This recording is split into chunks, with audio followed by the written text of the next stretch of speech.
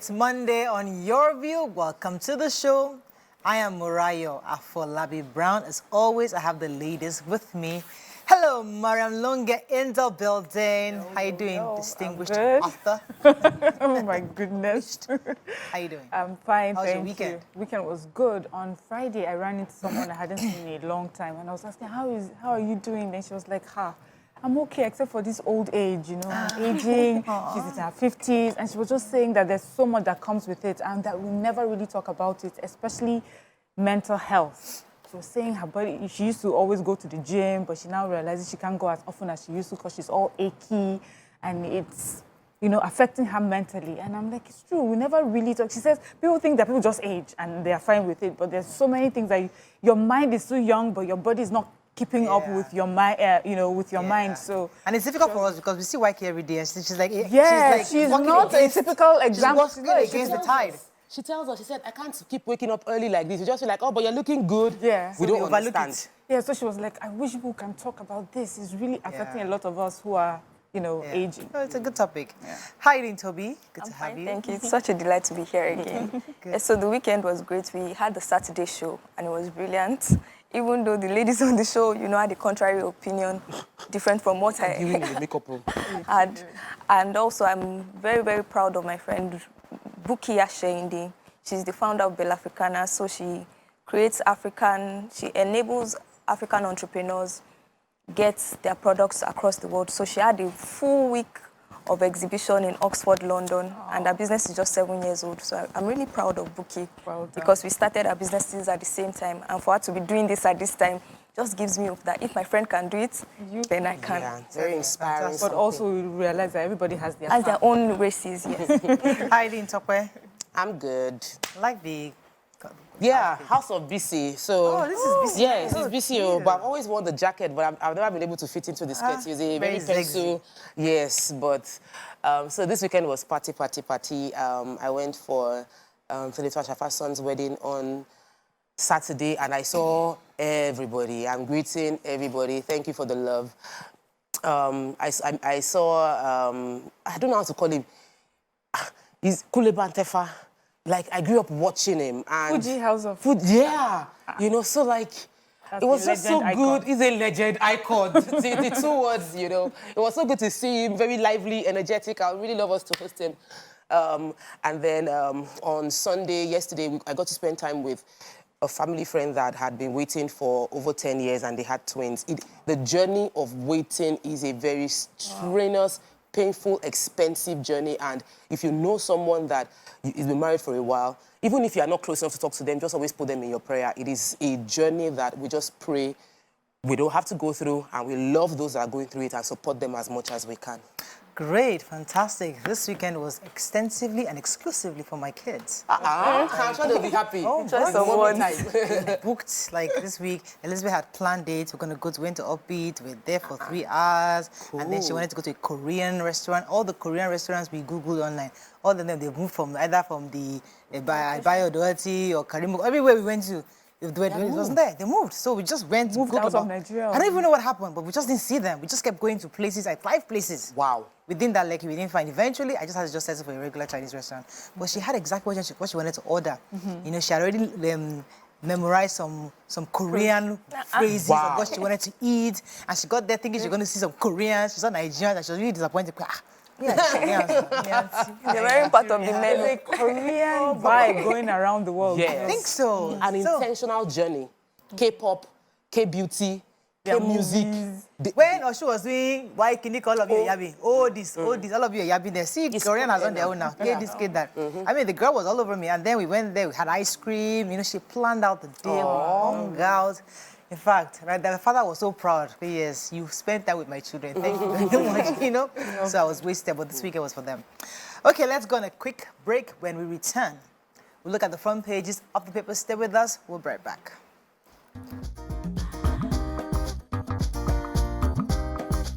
Stay tuned.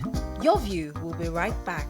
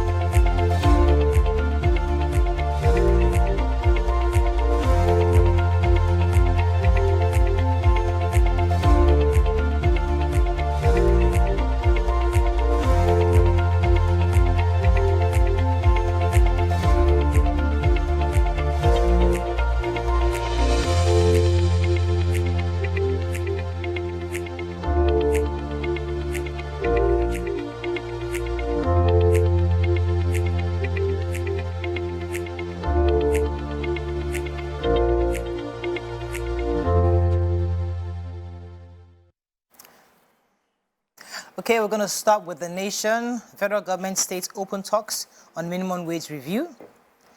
Navy, crude on arrested vessel not stolen. Couple excretes 184 wraps of cocaine. Foreign reserves return to growth. Igbo Group, Southeast Ministerial nominees best. FG plans tech hubs in 7 states. ECOWAS AU leaders meet over adamant Niger junta. Telcos reject government's demand for license to load diesel, while Obaseki won't back Shaibu as successor by aid. And student doctor death, Lagos sacks official. Okay, NDLEA. NDLEA, go ahead, please. Okay, so this fake couple were arrested on the 1st of August. They were about to board an Ethiopian airline to India. They claimed that they were going for treatment, but then the scan showed that they had ingested cocaine. Eh? They said that they ingested 184 wraps of cocaine weighing 322 kilograms.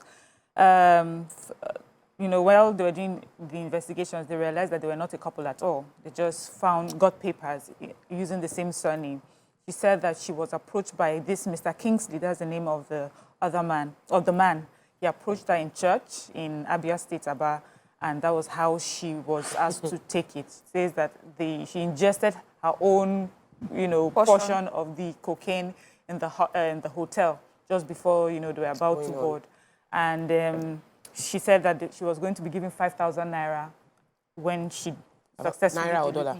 $5,000 when she successfully delivers. He said he was promised $2,000 if he successfully delivers. He sells clothes in Aba. That's his own job. Then what makes it so disgusting for me is that they had to, of course, excrete. They say on excretion observation. So they had to excrete. He excreted everything in 5 excretion period. She excreted it 4 times. I'm like, what is so disgusting? Even, and she was recruited in church. Yes, and she was recruited in church. Anyway, leave the church they've been caught. Well done, NDLEA again. Okay, let me talk the major headlines. So preparations are ongoing as federal government and states are having a meeting concerning the review of minimum wage. The outcome of the discussions will guide the minimum wage review committee, that actually is supposed to be working on that for workers. This is part of the move by the federal government to mitigate the spike in inflation following the removal of subsidy and the floating of the naira, unification of the exchange rates. It's one of the key demands of labor to enable workers to get succor from the pain of subsidy removal. But the position of the government is not in favor of 100% increment. They're going to review, but they're not promising any 100% increment. They are saying that there's a reference to minimum wage review, not a doubling of every worker's salary. Let us make sure there's no misinformation. It's important that we do not get ahead of ourselves and allow the minimum wage review committee to come to its conclusions as negotiations between the federal and state government. So the federal and states will come first, sit down together and see what is possible based on everybody's revenue and income. After they make their recommendations, then they go over to the review committee who will then decide and discuss and then come up with a recommendation for the federal government. So it's a few steps they're going to take, but eventually the president had promised that there will be a review in minimum wage. Another story? Yes, ECOWAS AU leaders meet over adamant Niger junta. The article went on to say that the Economic Community of West African States and African Union leaders were locked in a meeting yesterday as the deadline set by the regional bloc for the Niger junta to return President Muhammadu Bazoum to power expired yesterday. The meeting was also virtual, although we're not clear about the details of what the meeting was about. The article went on to say that subsequently we will know the details of it. But it went on to say, yes, Nigeria and ECOWAS may be able to defeat Niger in the short run, but Nigeria may have Boko Haram and other organizations, terrorist organizations, to contend with in the long run. Okay. I'm taking the story about the Obaseki. So there's been a rift between Obaseki and his deputy, Shaibu, his deputy governor, Shaibu, because he wants to contest for the next year's election. And he's been alleging that the governor wants to impeach him from office. According to an aide to Obaseki, they said he's creating the crisis. And Obaseki has already said, this is not the time for politicking. We still have a lot to deliver to the people of Edo State as a government, and he's not going to be supporting any lobbying and politicking to start now. The election is still next year. But the aide said that that's Obaseki's position, and he feels that Shaibu is creating this impression that he's a very loyal deputy governor, but that's not true, because obviously when he felt that he's not getting support from his governor, he quickly went on social media and to the media crying that the governor is not going to support his cause, and that's the cause of the frosty relationship, that it is nothing personal. It's not like he had any issue with the deputy governor. It's just that if he wants the government at this season to focus on delivering governance to the people of Edo State. I'm sure the Edo people would like to hear more about the governance they are planning to deliver to them.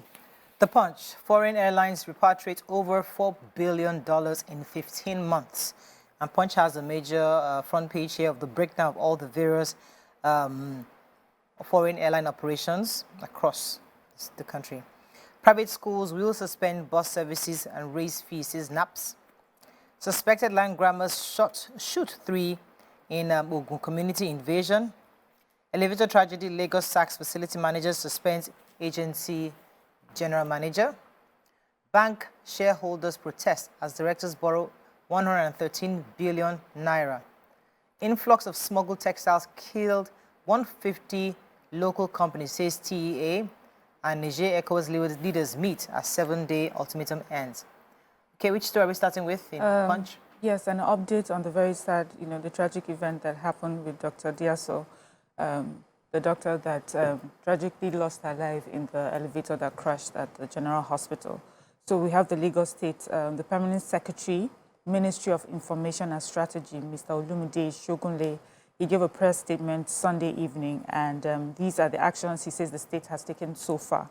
He says, based on the initial findings, Lagos State has sacked and blacklisted the facility managers. The general manager of Lagos State Infrastructure and Asset Management Agencies also to immediately proceed on suspension. The operations and line of reporting of the facility managers have been restructured to involve the hospital management directly.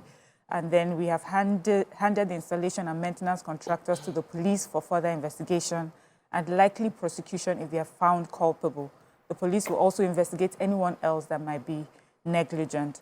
They also said that this particular elevator didn't have any fault since 2020, that this was actually a new one that were installed brand new in 2021. I really like the way they started, acknowledged it, because that was what Nigerians want to hear. Once you acknowledge it, and then you take steps in sacking the manager and ensuring that going forward, the hospital themselves deal directly with facility managers. That's a step in the right direction. Let's go on a quick break. When we come back, we continue with our review. Stay with us. We'll be right back. Thanks for staying with us. We're still reviewing Punch. I was going to take the story on the textiles. So the Nigerian Textile Employers Association have said that smuggling of textile products through the Nigerian land borders has led to the collapse of 150 textile companies in the last 40 years. According to the Director General of the association, Haman Kwajafia, he was saying that he noted in 1980, Nigeria had about 180 textile manufacturing companies, but that has since reduced to 24 functional mills today. That, according to him, long trucks coming into Nigeria, through the Niger borders, and you can also see how all the various land borders are having people smuggle in textile, which is cheaper, and that's how many of the industries, the textile industries in Nigeria have collapsed. According to, he was just giving, it was an interview Punch where he was just sharing with them the reasons why we don't have a very vibrant textile industry. I'm hoping that textile will be one of the manufacturing companies that the president would support with the 75 billion he plans, 1 billion naira each he plans to give to 75 companies. We'll be monitoring that because textile is one area that this country has suffered and we have the serious potential to develop. Okay? I want to take the land grabber story. Why would I not take it? The Ogun State PP, that's the public relations officer, Omolola Odutola, disclosed the story confirming that 3 people were shot in the Baba Ode off Idiroko Expressway in Ota local government of Ogun State. and that it is a land grabber situation. There were rival groups that were shooting at each other. It started since February of this year. The community said there's no month they don't get terrorized by land grabbers trying to fight each other.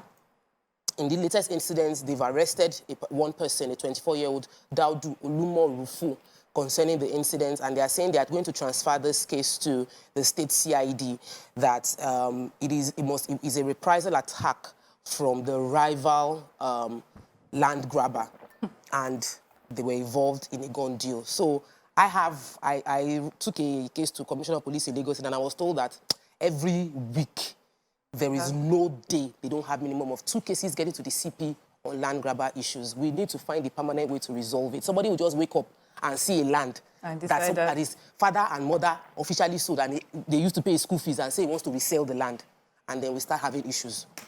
That's one of this. Last story in Punch? Yes. Private schools will suspend bus services and raise fees.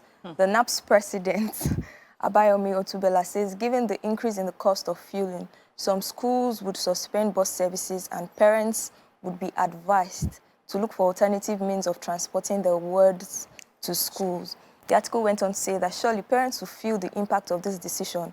Many of our member schools have packed their school buses because of the huge cost of running them. Besides, it was never profitable in the first place. You would see that over time, well, with the advent of this increase in price, well, we'd had an increase. I mean, we've received our school fees and we're like, what is happening here? You know, I've had that conversation with my husband too. And now seeing that even school buses would have to suspend, I think that the parents have a lot about that as well, to deal with. The students. Yes. Yeah, so the article also says that maybe you might decide to send your child to the boarding house as against doing the regular school runs. But I think parents, kudos to all parents out there, because, I mean... All right. Moving on now to Daily Sun. Confusion pain in hospitals over strike.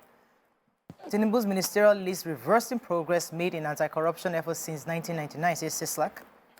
Article files fresh suit in U.S. against Tinubu over the academic records. Nigerians may pay more for fuel as crude price hit $86. Female pastor, 4 others held for kidnapping, possessions of arms in Delta. Ararume and NPCL take legal battle to appeal court. Northeast Group writes Tinubu on appointment for Auditor General. Serap sues president over failure to publish spending details of 400 billion naira fuel subsidy savings. And Sanwo-Olu governors Oshoba, Ike Nwachukwu, Dele Cole publishes orders to attend the NGE organized Jakonde lecture today. Okay, which story are you taking? I'll take this story. A female pastor, her name is Franca Okuzo, and then 2 other male suspects, including a person called Kabi Kester, who is 43, Henry Owojero, 42. They've been arrested for allegedly kidnapping this is in Delta State, Obinoba, Ukwani local government area of Delta State. So they had kidnapped this victim, a female victim, at gunpoint July 19th. She was released 26th of July. The family had to pay 2 million naira and also give jewelry worth 3.5 million naira as ransom. Of course, the police, through intelligence, were able to trace this suspect. They said the pastor's husband is on the run, who they believe he's the gang leader of this group. And so the police is looking for him. And the police also said that when some of these people were arrested, they found that they had some arms and ammunition on them, you know. And so, well done to the police for a job well done. And All right. Well, I hope the kidnappers realize that our police are not joking. The tiger, the lion, the roaring lion is on. That's why IGP. All right, another story in Daily Sun. Yes, the challenge of the confusion over the hospital strike. So many patients who have no other option but to use general hospitals are now stranded because they cannot get healthcare from the general hospital. The resident doctors have been on strike for about 2 weeks now. They had given notice. Their demands have been related to the fact that they want improved salary package and improved working conditions. The resident doctors, they are the majority in terms of when it comes to providing healthcare services to Nigerians. And the only consultants and a few nurses were available in the hospital. So a few people that had an idea that they were going to go on strike had already taken their wards to private hospitals, but many people are left stranded. Some doctors, out of compassion, have been offering telemedicine advice to their patients they've left, but they are not showing up, that they are not going to show up until they answer them. Their complaint is that the government has decided does not prioritize their health, and they cannot continue to do this. There's a 2-day into the strike. The National Salary, Income and Wages Commission has released a memo saying that there'll be a 25% salary increase for the doctors to pacify them into calling off the strikes. But the doctors have said that this 25% increase is paltry, and they insisted that there had been an earlier agreement in their comments, full restoration of the comments agreement and the structure approved in 2009. The Federal Ministry of Health has also said there is no work, no pay policy, that it has been activated. And the doctors said that this no work, no pay is a reflection of how the federal government and Federal Ministry of Health has no empathy or feeling about the concerns of the resident doctors, and that they are going to have a massive protest on Wednesday nationwide. The resident doctors are going to be protesting the fact that the federal government, under the aegis of the Ministry of Health, has said that there will be no work, no pay.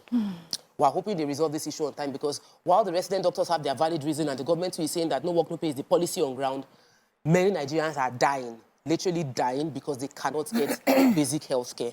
Some people's story were quoted here that we don't need to go into, but we are asking the government and the resident doctors to please come to an agreement to provide health care quickly to Nigerians. So the Northeast People's Solidarity Front have sent a letter to the president to approve the recommendation of the Federal Civil Service Commission for the post of Auditor General, and they should post them, the person should be from Northeast. Now, it goes back to the kind of politics we play in Nigeria. So they're saying, according to them, they acknowledge the transparent process that it took to arrive at the 3 finalists. That's, according to them, somebody from Shaka Chira Tara from Northeast, Valentine Chikwe Imo from Southeast, and Mrs. Dabel Jehota from Plateau, North Central.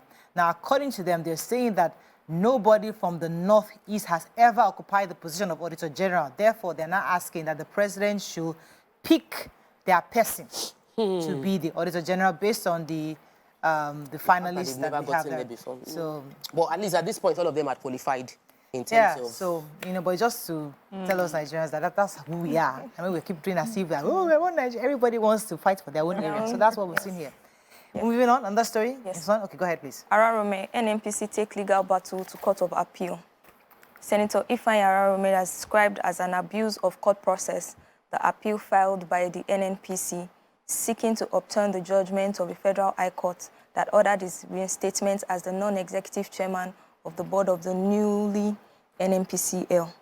The court had in its judgment held that its removal after the appointment of former President Muhammadu Buhari was illegal, unlawful, unconstitutional, and the article went on to say that even though the Federal High Court had a judgment on the 18th of April with respect to that, the NNPC still went back again to try to, to go to the Court of Appeal to ensure that, something can be done. Because the judgment states that Ararome was to be paid the sum of 5 billion naira, being damages he suffered following his unlawful removal as NNPC board chairman. But then again, NNPC is saying, no, let's try to rework this by going to the Court of Appeal. Okay.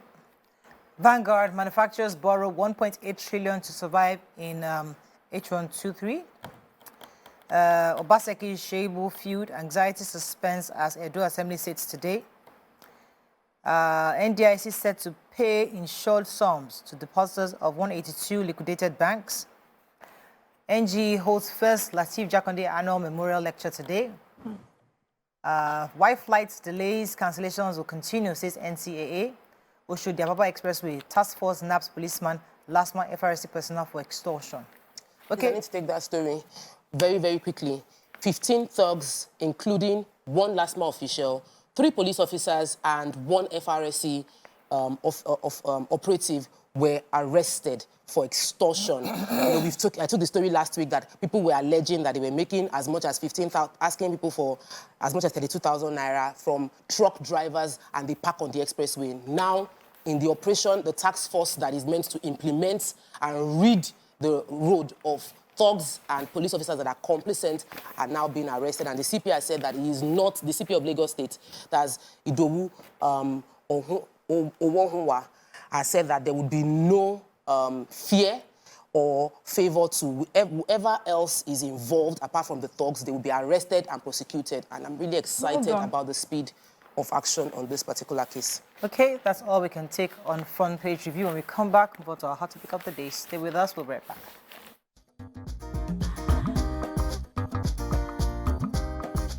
Stay tuned. Your View will be right back.